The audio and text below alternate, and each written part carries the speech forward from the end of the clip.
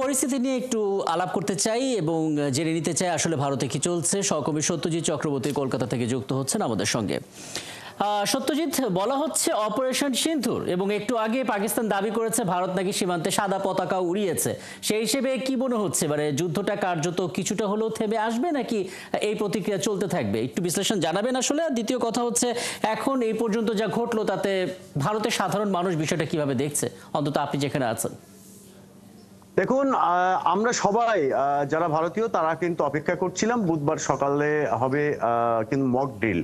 কিন্তু ঘুম ভাঙার পর আমরা দেখলাম সেটা হচ্ছে যে পাকিস্তানের 9টা জায়গায় ভারতীয় সেনা বাহিনীর যে নৌবাহিনী ইউনিট আছে তারা 9টা জায়গায় তারা হামলা করেছে এবং জঙ্গি ঘাঁটি সেটা ভারতের তরফ থেকে ভারতের বিদেশ মন্ত্রকের সচিব বিক্রম মিস্ত্রি তিনি কিছুক্ষণ আগে সাংবাদিক বৈঠক করেছেন। তিনি বলেছেন যে ভারতের তরফ থেকে পাকিস্তানের যে 9টি জঙ্গি ঘাঁটি ছিল নির্দিষ্টভাবে তথ্যের ভিত্তিতে সেই 9টা ঘাঁটি কিন্তু গুড়িয়ে দেওয়া হয়েছে। এতে করে 35 জনের বেশি মৃত্যুর খবর কিন্তু তারা বলছেন।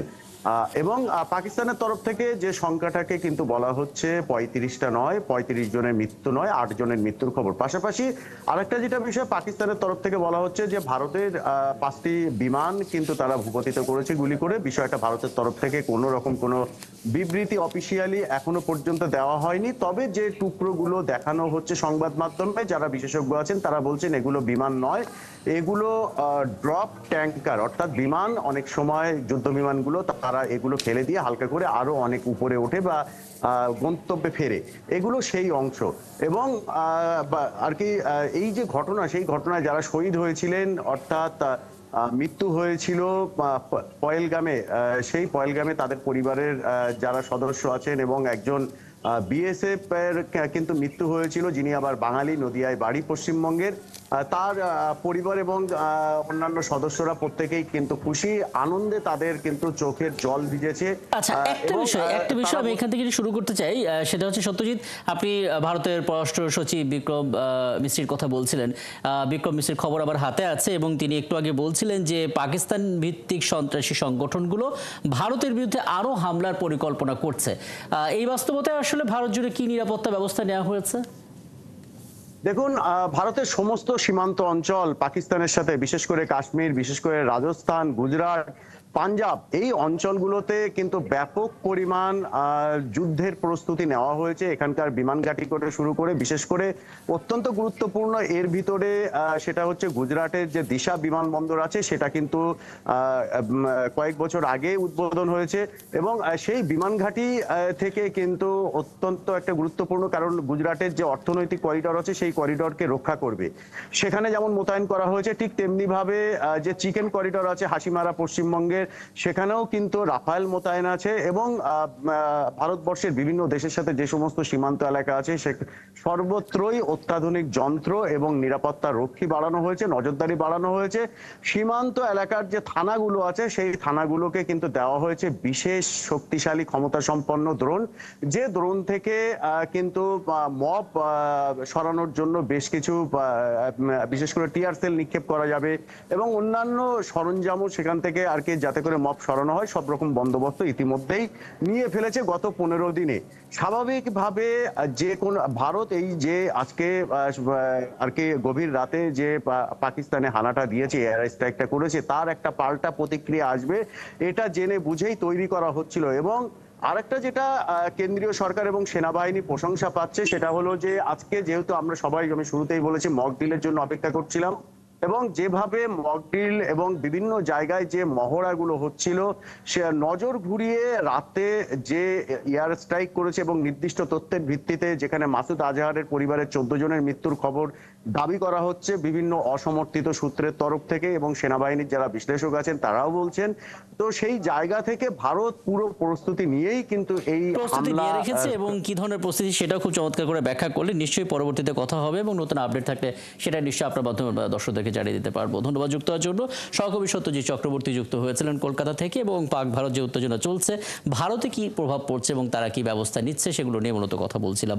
এবং ভারতীয় গোয়েন্দা সংস্থাগুলোর যে পর্যবেক্ষণ, সেই পর্যবেক্ষণ অনুযায়ী পাকিস্তান ভিত্তিক সন্ত্রাসী সংগঠনগুলো ভারতের বিরুদ্ধে আরও হামলার পরিকল্পনা করছে। বুধবার সকালে দিল্লিতে এক ব্রিফিংয়ে এমন দাবি করেছেন ভারতের পররাষ্ট্র সচিব Vikram Misri. Following the attacks, the government of India naturally responded. পাকিস্তানের সন্ত্রাসীদের ঘাঁটি লক্ষ্য করে 9টি জায়গায় সুনির্দিষ্ট লক্ষ্যবস্তুতে হামলা চালানো হয়েছে এবং সবগুলো পুরোপুরি ধ্বংস করা হয়েছে। অপারেশন সিন্দুরে যেন কোনো বেসামরিক নাগরিক ক্ষতির শিকার না হয় সেটি নিশ্চিত করা হয়েছে। That the perpetrators and planners of the 22nd April attack পাকিস্তানে ভারতের ক্ষেপণাস্ত্র হামলায় শিশুসহ অন্তত 26 জন নিহত হয়েছেন এবং 46 জন আহত হয়েছেন। জবাবে ভারত নিয়ন্ত্রিত যে কাশ্মীর সেখানে আবার পাল্টা হামলা চালিয়েছে পাকিস্তান সেনাবাহিনী এবং সেখানে অন্তত 10 জন ভারতীয় প্রাণ হারিয়েছে এমনটা জানিয়েছে ভারতীয় সেনাবাহিনী। সেই হিসেবে সেখানে আহত হয়েছেন অন্তত 30 জন। এই হামলার পর পাকিস্তানের প্রধানমন্ত্রী শাহবাজ শরীফ বলেছেন, ভারত যে যুদ্ধ চাপিয়ে দিয়েছে তার শক্তিশালী জবাব দেওয়ার পুরো অধিকার পাকিস্তানের আছে এবং সেটিই দেয়া হচ্ছে। আর কাশ্মীরের শ্রীনগর ও লেহ বিমানবন্দর বেসামরিক নাগরিকদের জন্য বন্ধ করে দেওয়া হয়েছে। বন্ধ রাখা হয়েছে ভারতের উত্তরাঞ্চলের অনেক বিমানবন্দরও। সৃষ্টি ঘটকের প্রতিবেদন।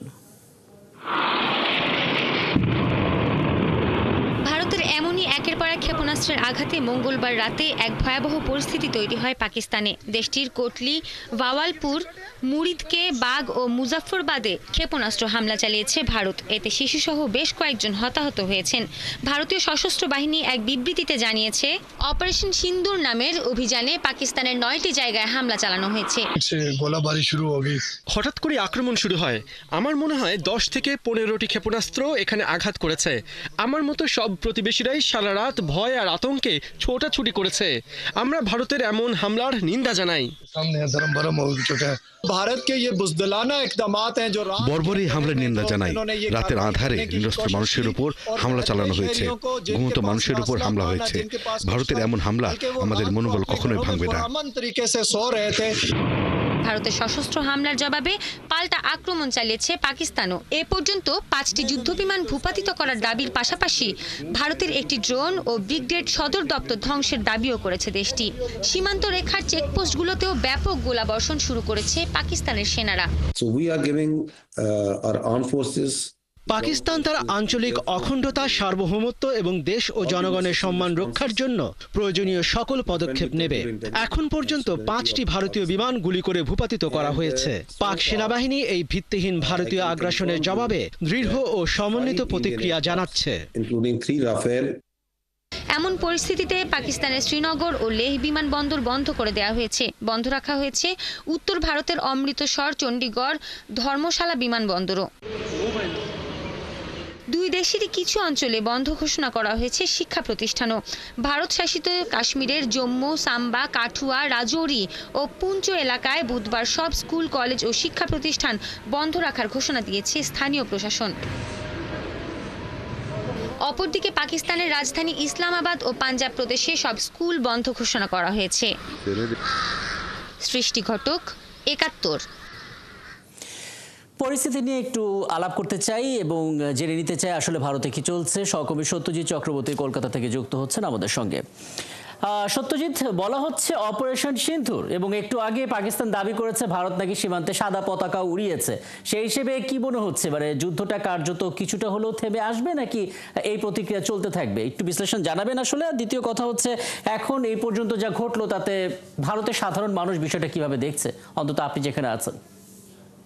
দেখুন, আমরা সবাই যারা ভারতীয় তারা কিন্তু অপেক্ষা করছিলাম বুধবার সকালে হবে কিন্তু mock drill.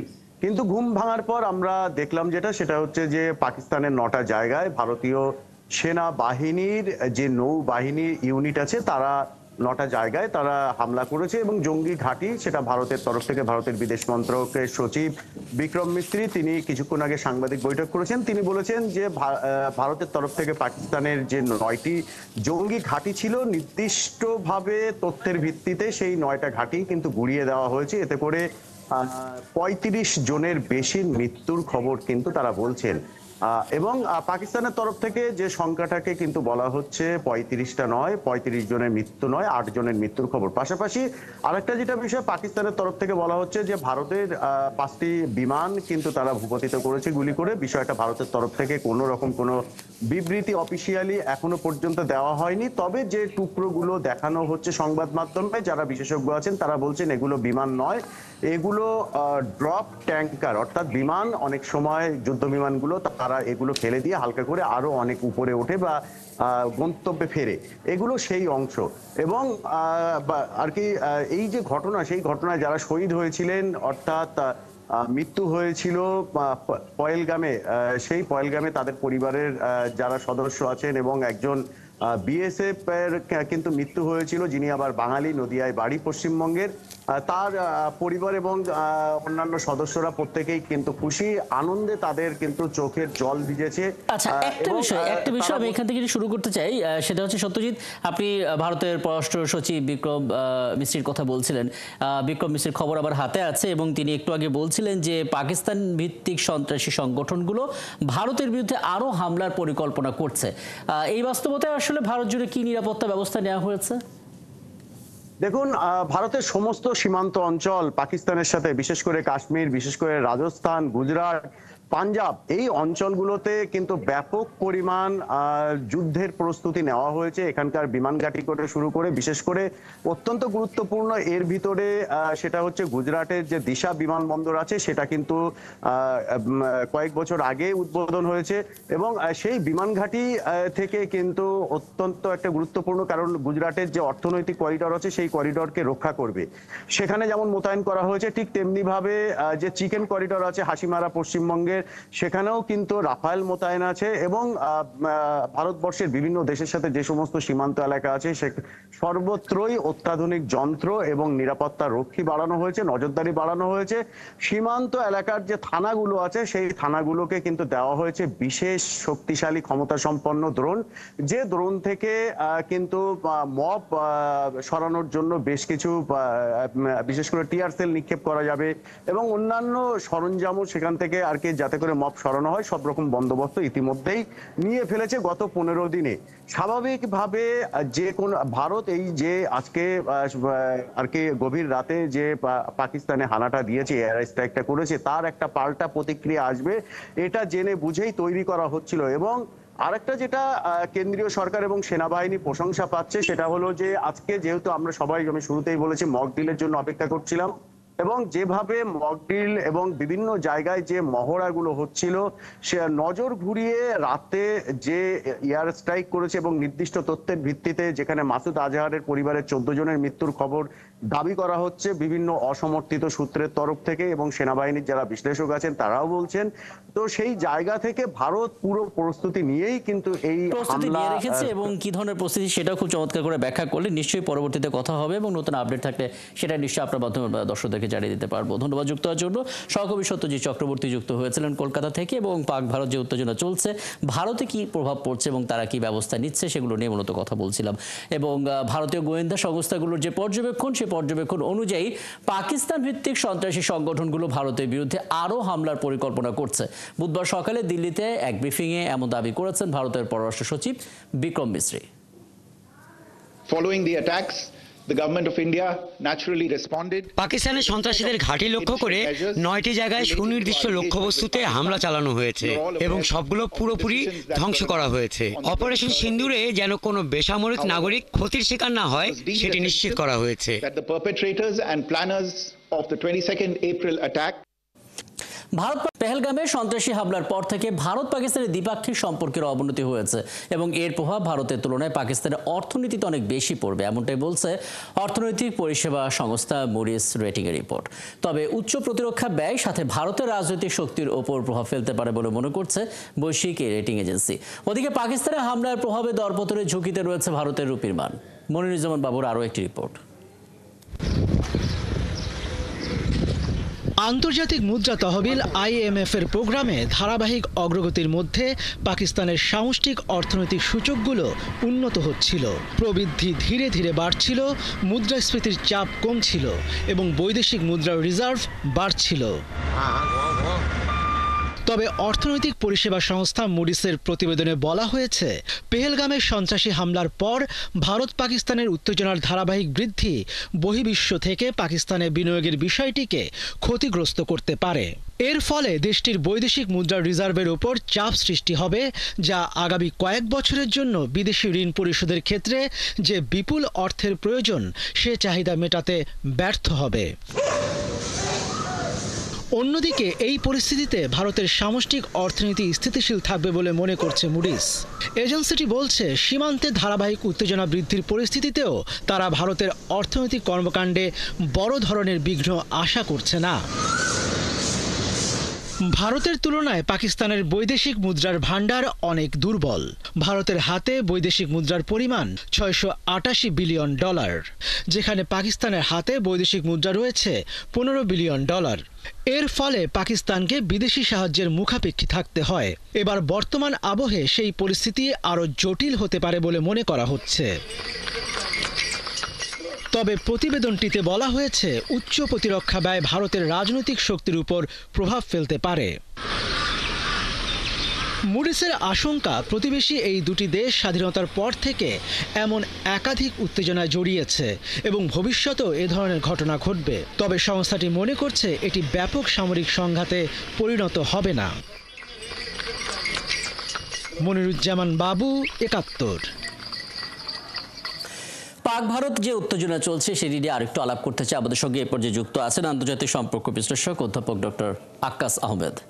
Doctor Akkas Ahmed, আপনাকে আমন্ত্রণ জানাচ্ছি এবং অনেক ধন্যবাদ ও কৃতজ্ঞতা, আপনি আমাদেরকে সময়টা দিয়েছেন। একটা বিষয় একটু স্পষ্ট করবেন, ভারত দাবি করেছে এটা অপারেশন সিন্ধুর নয়, পাকিস্তানের যে সন্ত্রাসী আস্তানা সেখানে তারা হামলা চালিয়েছে এবং নির্মূল করেছে। অন্যদিকে পাকিস্তানের দাবি হচ্ছে এটা তাদের উপরে যুদ্ধ চাপিয়ে দেওয়া এবং তাদের পরিপূর্ণ অধিকার রয়েছে জবাব দেওয়া। আপনার অবজারভেশনটা আসলে কি এখানে?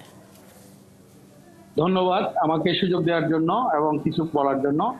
আসলে এটা হচ্ছে কি, যতদিন পর্যন্ত কাশ্মীর ইস্যু থাকবে ততদিন পর্যন্ত ভারতের মধ্যে যুদ্ধগুলো চলমান থাকবে।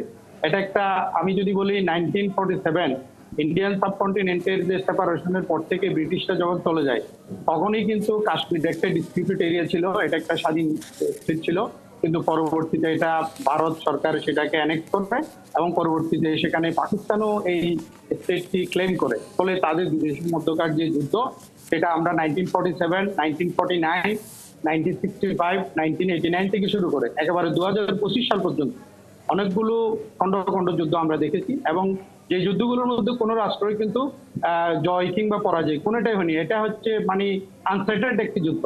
তো এটা অনেক কত বছর ধরে এটা চলবে, এটা কোনো ঠিক ঠিকানা নাই। এটা আসলে চাপিয়ে দেওয়ার বিষয় নয়। এখানে হচ্ছে কি, ভারত যেটা করেছে সেটা ভারতের পার্সপেক্টিভটা হলো যে যেহেতু পেহেলগামে যে হামলাটি হয়েছে সেটা পাকিস্তানের মদদে, পাকিস্তান আইএসআই এর মদদে, পাকিস্তান সরকারের মদদে সেটা হামলা হয়েছে, সেটা ভারত সরকার মনে করে। কিন্তু এখানে স্পষ্ট কোনো প্রমাণ এখনো ভারত সরকার দিতে পারেনি যে এটার এখানে পাকিস্তান জড়িত। কিন্তু তারপরেও ভারত যেটা করেছে সেটা আমি বলবো যে এটা খুবই দুঃখজনক। ইন্ডিয়ান সাবকন্টিনেন্টে এই যুদ্ধটা আসলেই দুঃখজনক। এবং এখানে আমি যদি একটি কম্পারেটিভ স্টাডি করি তাহলে আমরা দেখতে পাবো যে ভারত এবং পাকিস্তানের মধ্যে কিন্তু সামরিক দিক থেকে যদি আমি পরমাণু অস্ত্রের দিক থেকে যদি কম্পেয়ার করি তাহলে দুইটা দেশই কিন্তু প্রায় সমান, বরং পাকিস্তানের একটু বেশি আছে। কিন্তু সৈন্য সামন্ত বা অন্যান্য যে বিষয়গুলো সেটা কিন্তু ভারতের অনেক বেশি আছে। ভূখণ্ডগত দিক থেকে যদি চিন্তা করি, মানে এটা হচ্ছে কি, আসলে একটা পরস্পর সন্দেহ এবং অবিশ্বাস এবং যে কাশ্মীর নিয়ে যে তাদের যে জাতীয় স্বার্থ, দুটা দেশের জাতীয় স্বার্থ জড়িত। সেজন্য দেশ হিসেবে জনাব আক্কাস আহমেদ, আমরা একটা খবর জানাচ্ছিলাম একটা প্রতিবেদনে যে এরই মধ্যে ইসলামাবাদের সঙ্গে সংহতি প্রকাশ করেছে তুরস্ক।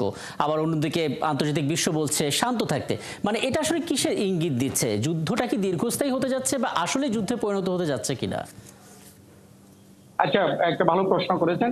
আসলে আমি একটা কথা বলি, সেটা হচ্ছে ভারত সরকার, আমি বললাম যে যদি তুলনামূলক অধ্যয়ন করি তাহলে ভারত সরকার সামরিক দিক থেকে, সৈন্য সামন্ত দিক থেকে, জিওগ্রাফিক ভৌগোলিক যে অবস্থান সেটার দিক থেকে ভারত এগিয়ে আছে। কিন্তু আপনি একটা জিনিস চিন্তা করবেন, আপনার আজাদ কাশ্মীর এবং আপনার ভারতীয় যে কাশ্মীর সেটার সাথে আক্সাই চীন হয়ে যে তিব্বতের যে স্বায়ত্তশাসিত অঞ্চল সেটা একেবারে নর্থ ওয়েস্ট থেকে শুরু করে নর্থ ইস্ট পর্যন্ত, অরুণাচল প্রদেশ পর্যন্ত পুরোটাই কিন্তু আপনি যদি চিন্তা করেন পুরোটাই কিন্তু চায়না। এবং ওয়েস্টে হচ্ছে পাকিস্তান এবং অরুণাচলের পরে কিন্তু মিয়ানমার। এখন যদি বড় ধরনের কোনো সংঘাত, আপনি তুরস্কের কথা বলেছেন বা আরো অন্যান্য অনেকগুলো রাষ্ট্র এখানে যুক্ত হতে পারে, চায়না যুক্ত হতে পারে, এখানে বাংলাদেশের সাথেও যে একটা সংকট চলতেছে, এটার প্রেক্ষিতে যদি আমি বলতে একদম, চাই এটা তাহলে খুব গুরুত্বপূর্ণ একটা পয়েন্ট বলেছেন, মানে আমার হাতে সময় থাকলে এই পয়েন্টটা নিয়ে আলাপ করতাম, এবং অনেক ধন্যবাদ, আপনি অনেকগুলো বিষয় স্বল্প সময়ের মধ্যে স্পষ্ট করলেন। আমাদের সঙ্গে ছিলেন এতক্ষণ আন্তর্জাতিক সম্পর্ক বিশ্লেষক অধ্যাপক ডক্টর আক্কাস আহমেদ।